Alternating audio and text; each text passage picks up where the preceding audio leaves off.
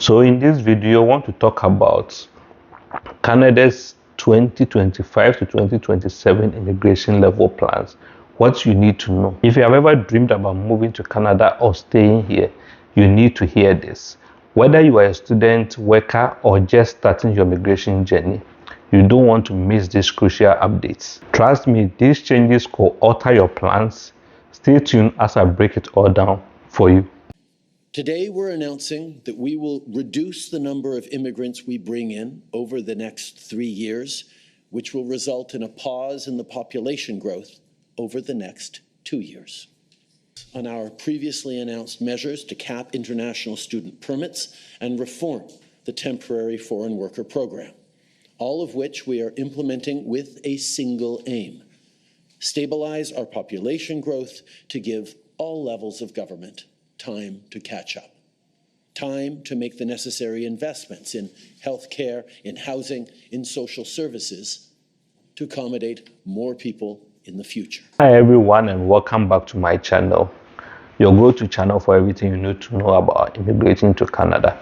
Today we are diving deep into Canada's new immigration levels plan for 2025 to 2027. Here's what I will try and cover in this particular video. Firstly, we'll be looking at the new permanent residency targets, how Canada is cutting down its immigration numbers, and what it means for you. Secondly, we'll look at temporary residency strategy. The government is tightening the rules, especially for international students and workers. Then thirdly, we try and focus on the economic and regional focus, how this plan is addressing Canada's labor market and key sectors. Because by knowing that, you'll be able to strategize accordingly if you are coming here as a skilled labor. Another thing too that we realize, the special focus on Francophone immigration, what it means if you're a French speaker. Then the last thing that they spoke about was the housing and economic impact, how this plan will affect housing affordability and GDP. I will start by sharing some practical advice for those of you who are still looking to immigrate or even stay here. Let's try and dive in. Firstly, the first thing that they spoke about was the new permanent residency targets. For the first time in years, Canada is reducing its permanent residence targets significantly. In 2025, the goal is 395,000 new permanent residents, a steep decline from the 500,000 goal in previous years. By 2027, this will drop further to 365,000.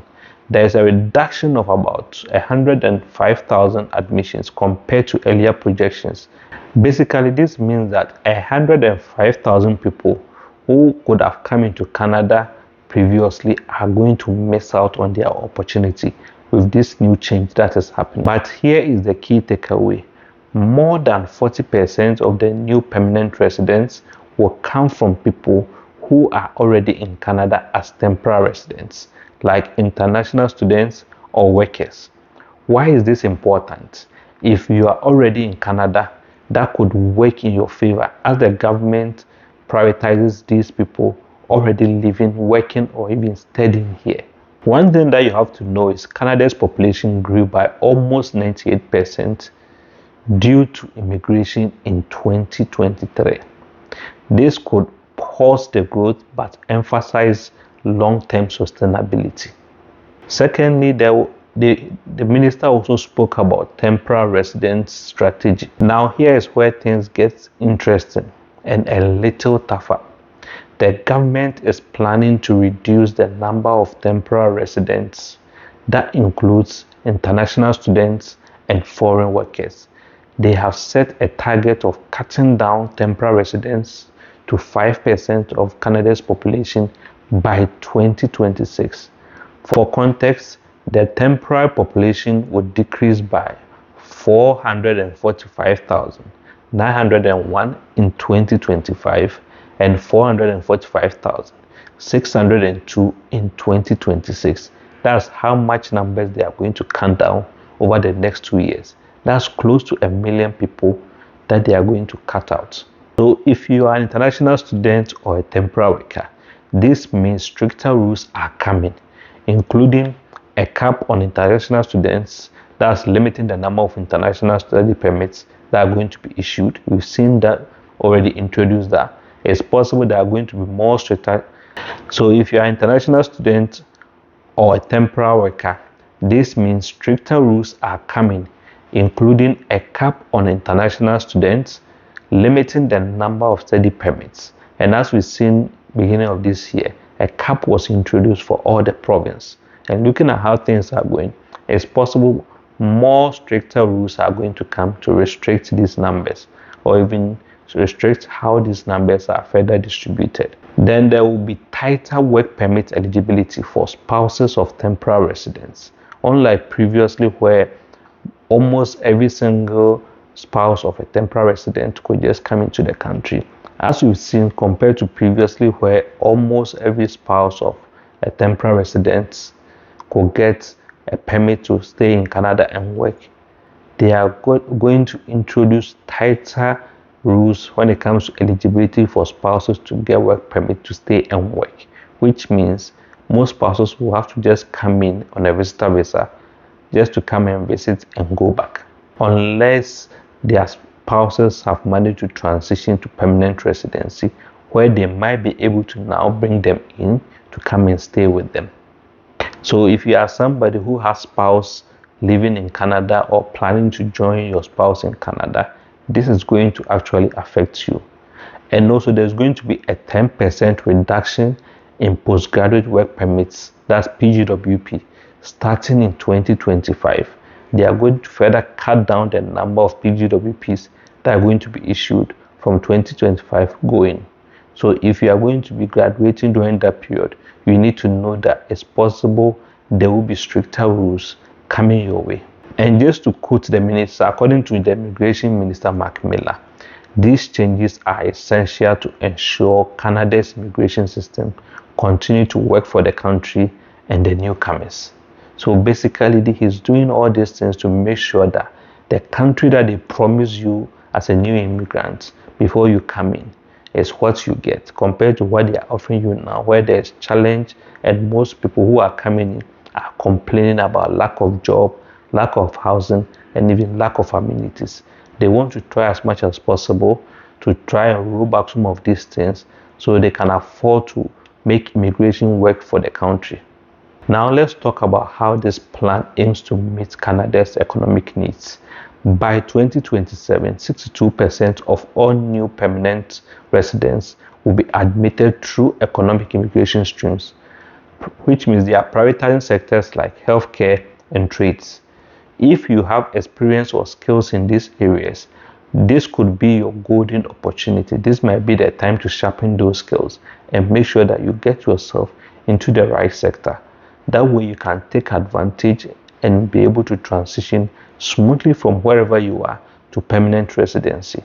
Also, programs like the Canadian Experience Class, that's the CEC, and the Provincial Nominee Programs will take center stage, helping workers already in Canada transition to permanent residency. So these are some of the programs that they are going to focus on to help transition most of these temporary residents to permanent residency. So if you are in the country, these are two programs that you have to make sure that you are meeting those eligibility. That's the Canadian Experience Class. Make sure you are meeting the eligibility, and make sure that whatever province that you find yourself in, you are meeting the eligibility for that province's program. So that can help you transition smoothly to permanent residency. This might be your time, so make sure you are taking advantage of it accordingly. And for those of you who speak French or are looking to settle outside Quebec, here is some good news for you. Francophone immigration will increase to 8.5% in 2025, growing to 10% in 2027. This is part of Canada's effort to strengthen the French-speaking communities across the country, ensuring economic prosperity. So if you can speak French, this might be an opportunity for you. Or if you are planning to settle outside some of these areas, this might be your chance. Canada is a dual-lingual country. They speak French and English, but a lot of people who are coming in can only speak English. So they are trying their possible best to attract as many French speakers as possible.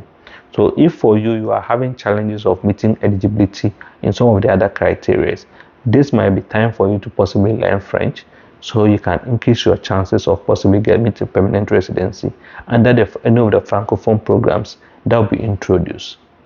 And you can see that even when they do draws, the French draws have lower points, which means if you can speak French, there is a high chance of you getting nominated and getting that golden ticket to move to Canada. One of the main reasons for these immigration cuts is to tackle housing and infrastructure issues. Canada is dealing with a housing crisis, and this plan is expected to reduce the housing supply gap by 670,000 units by 2027.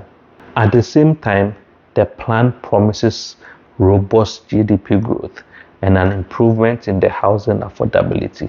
So if you are already here, this could benefit you in the long run. By 2027, Canada's population is expected to grow by 0.8% after marginal decline in 2025 and 2026. This balance aims to support the economy whilst managing pressures on the infrastructure.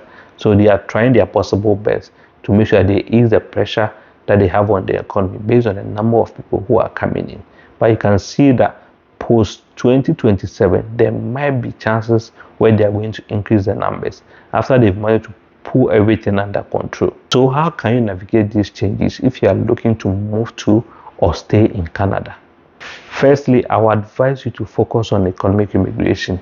If you're already working or studying in Canada, make sure you are gaining work experience in high demand sectors like healthcare, trade, or IT. A lot of people who come to Canada to study just go and study business courses because that might be the easy ones to get. So if you're already here, this might be the time for you to pivot into any of these sectors because they're going to give priority to most of these sectors. And also programs like Canadian Experience Class will prioritize in-country applicants. So this might be the time to position yourself so that when they start picking from people who are already in country, your number might be called. Secondly, I would advise you to apply early. With the reduction in permanent residency targets, the competition is going to be fierce. If you are eligible for permanent residency now, don't wait. Apply as soon as possible. I know a lot of people who might be eligible, but they want to take their time and find the right program. My advice is if you qualify for any of those programs, this might be the right time to put in your application because there's going to be competition for those numbers with all these numbers that they are cutting down. So if you qualify for any program, my advice is apply as early as possible. Don't wait any second. Also consider regional immigration. If you can't make it through the federal programs, try provincial immigration programs. Some provinces are still aggressively recruiting talent, especially in sectors like construction or healthcare. A lot of the provinces are still running PMP programs to try and at least give the people who are studying in those provinces the chance to stay there as permanent residents. Because if you're already there, there's a high chance that you want to stay in that particular province. So this might be the time for you to research the province that you are in, what programs are available, because in most cases, if you decide to move from one province to the other, they try to penalize you. I'm in Manitoba, for instance, and if you move from a different province to this province, most times they will deduct 200 points from the points that you have because they want to punish people for just moving here just for the immigration purposes. So if possible, explore the immigration programs that exist in your province and see which ones that you qualify for. Also try and leverage on the Francophone opportunities. If you can speak French, this could be your chance. The government is looking to increase the number of Francophone immigrants. So apply through any of those Francophone targeted programs. That's why I'm always advising that speak French. I remember in 2021 when COVID hit, a lot of those immigration consultants that we spoke to were telling people to learn French because it's going to be key. Funny enough, those who did were able to benefit from it. Some of us who didn't listen to those advice, we ended up having to use other pathways to come into the country. Now it seems that tsunami is coming back again. French might be in vogue.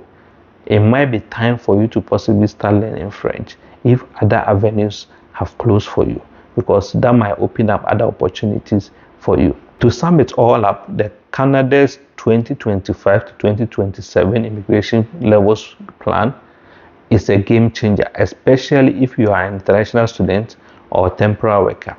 It might seem like the doors are closing, but for those of you who plan smart and take advantage of in-demand skills and regional opportunities, there might still be hope for you.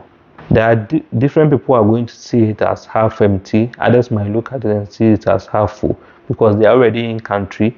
And if the government is going to focus on people who are already in country, this might be their time to take advantage of it. If you want to learn more about these changes and how they might be specific to your situation, I'll try as much as possible to leave a link to most of the information that the government released in the description area. And you also find a link to my Calendly. If you want to have a more one-on-one conversation to learn from my experience, you can also book time in my Calendly and let's have a chat and see how best maybe you can strategize based on your situation. Whether it's advice, information, or insight that you need, I always say I'm here to help. You can learn from my experience and possibly not repeat some of the mistakes that I made. If you found this video helpful, don't forget to like, subscribe, and turn on the notification bell so you never miss any updates that will be coming from me in subsequent videos. Thank you for watching, and I'll see you in the next video. Until then, cheers.